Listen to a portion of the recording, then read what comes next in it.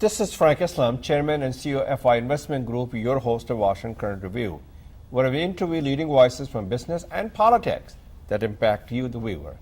Today, our guest is Kathy Tran. Kathy, nice to meet you. Good to meet you, sir. So, tell me a little bit about yourself, and you're running for something? Why are you running? Great. No, I think that's a great question. Thank you so much for inviting me. I really appreciate this opportunity. I'm running to represent the 42nd District in Virginia. Where is that? That covers parts of Fairfax County. So it's parts of Fairfax Station, Springfield, Lorton, and Mount Vernon. This is the House in Virginia. Right. It's for the Virginia House of Delegates. And there's an incumbent there right now? So the Republican incumbent has announced his retirement. So it's an open seat. Okay, so it's an open seat. So you got a pretty good shot here. I think we have an excellent shot. It is one of the most competitive races in the state this year. Okay, so tell me what issue is the most important to the community that you're going to serve, and to your constituency, and to you? Great. No, I think that's a great question. If I can just start with a little bit about why I'm running. Sure. And then we'll talk about some of the issues I'm hearing as I knock on people's doors. So I came to this country as a refugee when I was almost 2 years old.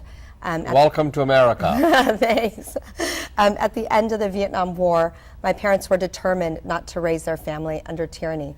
So they left in search of hope. So they came here for the search of hope and freedom, aspirations and dream. That's right. And this is who we are. We are a beacon of that. That's right. We are the beacon of hope. And like so many other immigrants and refugees, I'm running today because those values that my parents risked their lives for are under threat. And so under this administration. Under this administration and the Republican policies also in Virginia. Yeah. So that's the reason you want to run. That's the reason why I'm running. So I had my... Well, what makes you qualified to run, and what are the issues that your constituency really care that you are qualified to serve? Yeah, no, I think that's a good question. So the issues that I am passionate about, and also that I think when we knock on doors, we're hearing the number one concerns for, is around education, right? Education. Education K through 12, or beyond 12, our schools and college, university, and community colleges. Shed some light on that. Yeah, I think it's the whole kit and caboodle. It's really making sure... The whole thing? The whole thing. Making sure that we have world-class K through 12, public K through 12 systems, making sure that higher education is affordable, and making sure that there are pathways for people for whom going to a university or college is not the immediate next step. So good career pathways. Good. So what exactly do you have in mind to make sure that the people who are socially, economically disadvantaged, people who are less fortunate, people who are poor, they cannot afford to go to school? That's in addition to that, there's a dropout in high school, about 40%. And the third question that I have for you, what's your idea in terms of improving the education so that we can get a good teacher who can teach? So on a couple of different levels. First of all, we need to make sure that we're attracting and retaining the best teachers. And that means you got to pay them. That's right. So in Fairfax County, which is within my district covers Fairfax County, teachers make less than $7,000, the national average. Could you believe that? That's incredible. It is incredible. They're creating the future generations of America. That's right. I've heard from people who've told me that they have children who teach in the Fairfax County school systems who are moved out of Fairfax County because they aren't getting paid enough, they can't afford to live there, and only to come back in to teach. So what would you do to change that course? So we absolutely need to increase the state funding for public schools in Virginia. We're one of the wealthiest states in the country, and we rank in the bottom 10. We rank 43rd in terms of state investments into public K through 12 schools. So we need to increase that investment. We really need to be looking at overall what the state can be doing. We also need to be looking at the ways that money flows from the states to school districts and make sure that there are enough funds for school districts to adequately serve all of their students, taking into account children who are low income, children who are English language learners, children who might have special needs, so that we're also funding those in the direct aid formula program as well. Talk about a little bit about the students are drowned in debt, especially when they go to college and universities. And then the next question that I have for you, not everybody can go to higher education. Not everybody needs to go to higher education. President Obama proposed, and the Democrats have embraced it, is to make the community college, which is 2 years, 3 years colleges, free. Do you think that kind of idea will resonate well with the public and with your constituency and interns in Richmond, Virginia? And Yeah. if so, why not? All right, well, let's start with a So little they bit. can learn the trade. Yep, that's they right. don't have, there's a lot of jobs that they cannot be filled because people do not have the skills and ability to become a 21st century workforce. That's right. So on a couple of different levels, I just want to say I care so passionately about the public K through 12 because, you know, I'm a mom of 4 kids. I have kids. 4 kids? Yes. So this is your personal experience. This is my personal experience. I'm the president of my local PTA, so I'm really engaged in the school system that way. I've also dedicated my entire career to making sure that working families are able to achieve the American dream. I was a civil servant at the U.S. Department of Labor. For the State Department? For the Federal Department of Labor, where I got to work in different leadership and management positions to shape national workforce policies. So that's an expertise in terms of how do we help people who are trying to get onto career pathways. So we really need to be strengthening career and technical education. In Virginia, there are more than 550,000 kids in 6th through 12th grade who are in career and technical education programs. Those programs enable children and also young adults and adults who are taking those classes in community colleges to be able to gain experience in a particular Do you think we should career. try to make the community colleges free? Yes, for 3 years? absolutely. And who will pay for it? So we really need to be looking at ways. Is that a public-private foundation, public-private partnership? Is it the state working with the federal government to make this happen? It will yield exponential returns. Yes. It will best investment that we can make. Yes, and I think that there are a couple of different models that are being tried right now, both looking at what Tennessee and New York are doing to see what makes the most sense for Virginia. But what we do see, in Tennessee, I think they've just gone through 1 year of free community college program, and they have a third. Their attendance has increased by a third, and the federal student debt has decreased. That's a really positive outcome, both for the people and for the employers in that state who need a strong workforce, right? So we really need to be looking at what makes sense. But the bottom line and the value here is that we all believe, and I think really value, having a strong educational foundation is really important in K through 12, and also knowing that. What about middle school?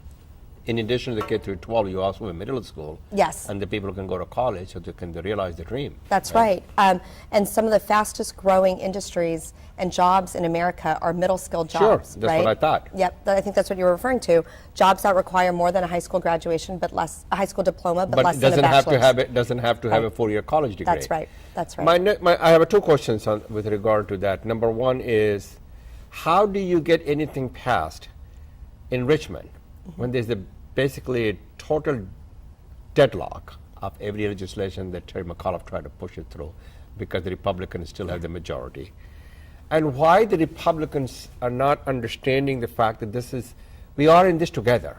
We can help shape a better future if we can educate our children and create the next generation. And my next question is also, how do you prevent, in terms of what it takes to reduce the dropout rate in high school, which is about 34 to 40% now?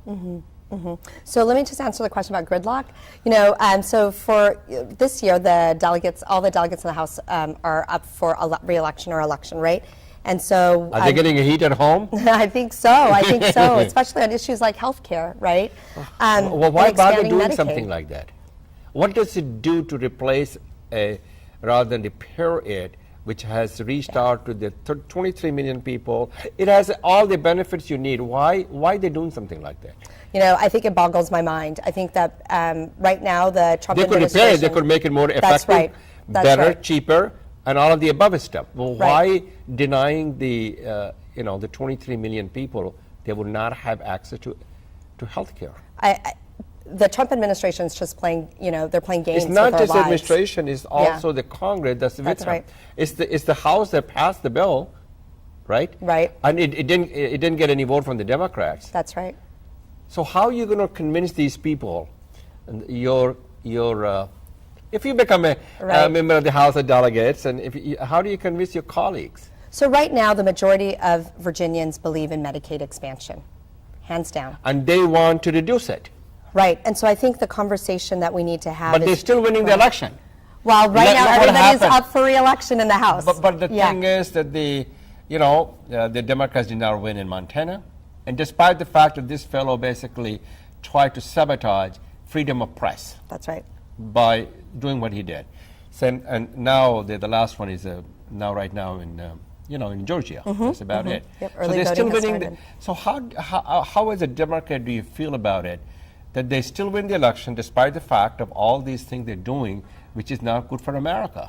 Well, I'm going to talk about what's happening in Virginia. So last night, Yeah, because you're that's where I running. am, because that's where I'm running. But I just want to say, so last night we had, a campaign candidate forum for the 42nd district where I'm running. Right, there were 150 people who attended. It was standing room only because Democrats and independents are fired up about what's happening, and we're not going to take it. This election is about our response to the world, right?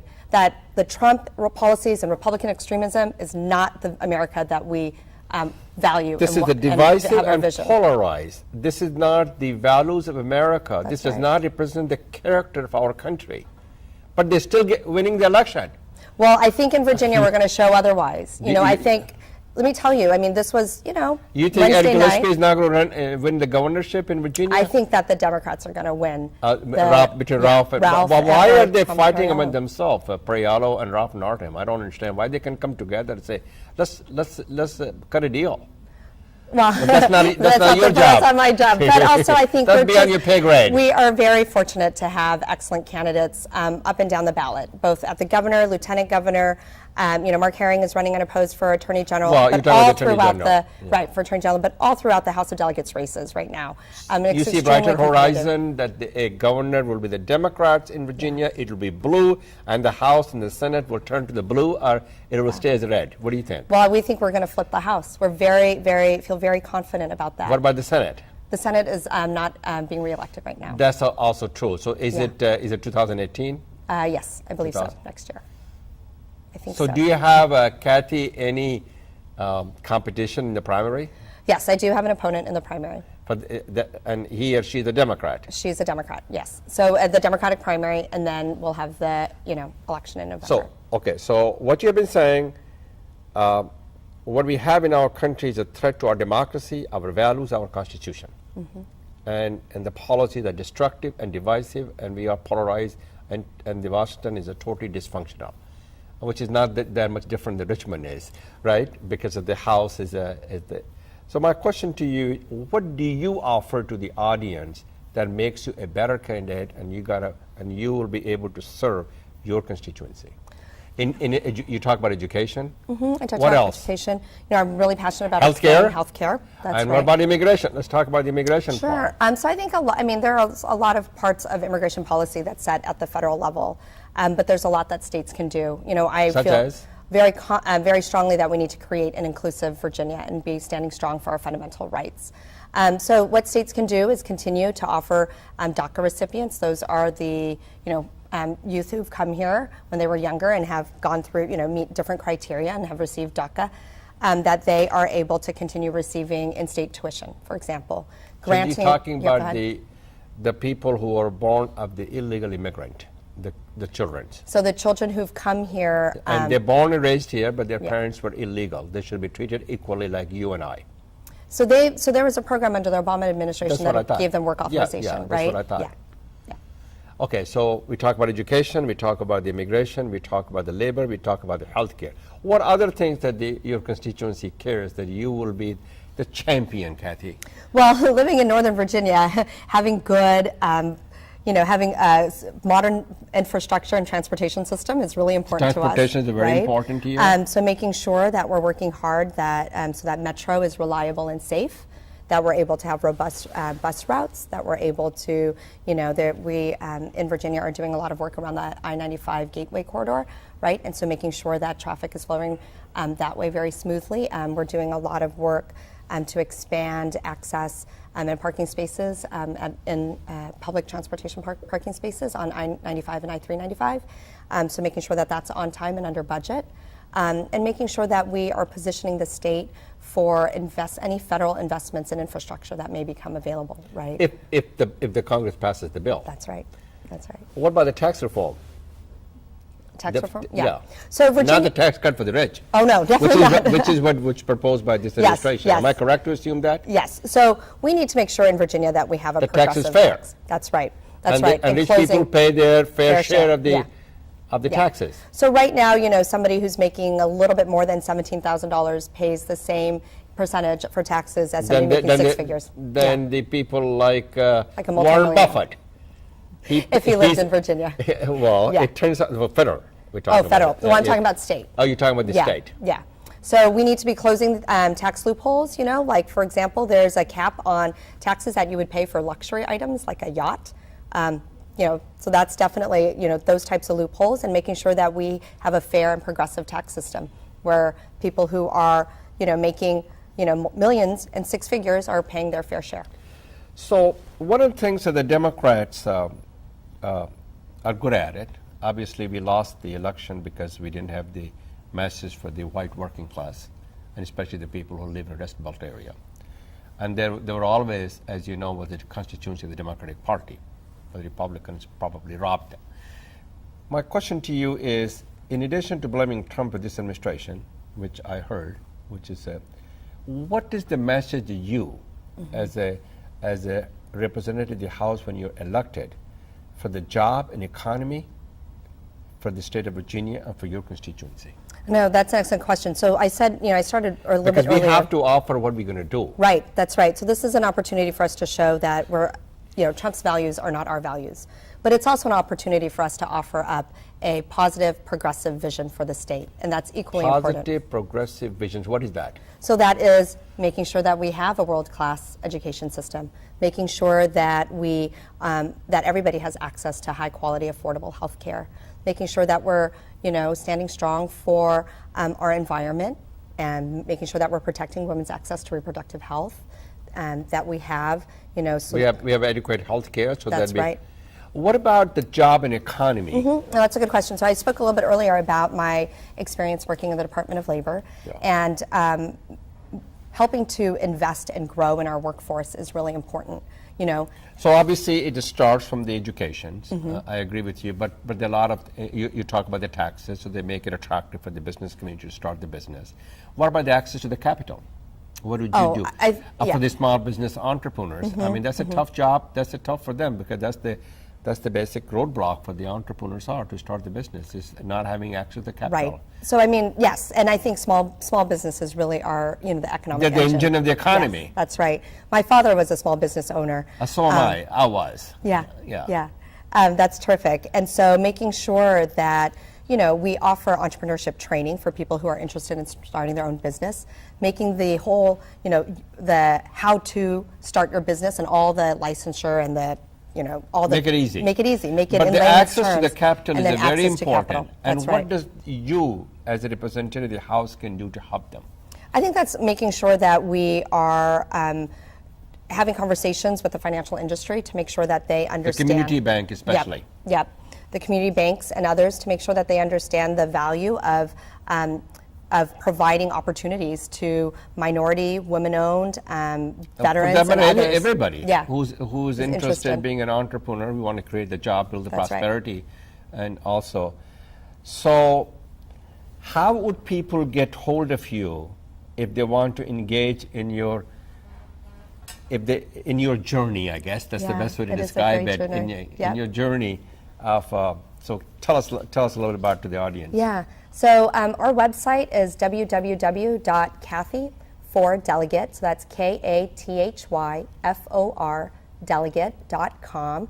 And so that's how you could volunteer And for your us. phone numbers and things like that? Sure. I can give you my phone number. It's 703-622-2730. We would love to hear from folks who are interested in supporting our campaign. June 13th is the primary, so if you live in the D.C., Virginia, and Maryland area, please vote. If you're in the 42nd District, but even if you're just in this region and you want to come and help us knock on doors and hear about the issues that are really important to the residents in our community, if you want to help us make phone calls, we need all the volunteers we can get to get our message out and to reach the voters in our district. Do you have any kind of endorsement for this race from someone?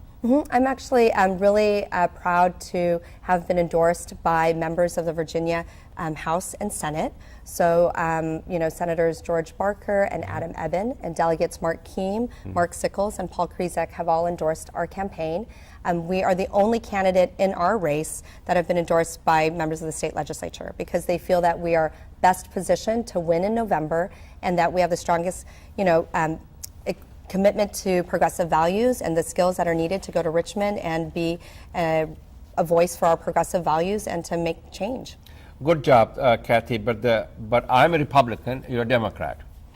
I will say, well, we have, how would you convince the constituency that don't vote for me, but vote for you? I think there's a lot of different things. I think that at the end of the day, there are obviously some shared values, if you elect the same Republican that you have elected before, it's going to be dysfunction. It's not going to change. That's right. So you're going to give a chance for the change in order for them to see the results. That's right. If you're going to elect the same people and the same party with the same house, it's not going to change. That's right. Right. But also listening to what our vision is, and I think that appeals to a lot of people of different ideology. Well, thank you, Kathy. Thank you so much. Good luck to you. I appreciate the opportunity. Thank you for watching. This is Frank Islam wishing you a great week.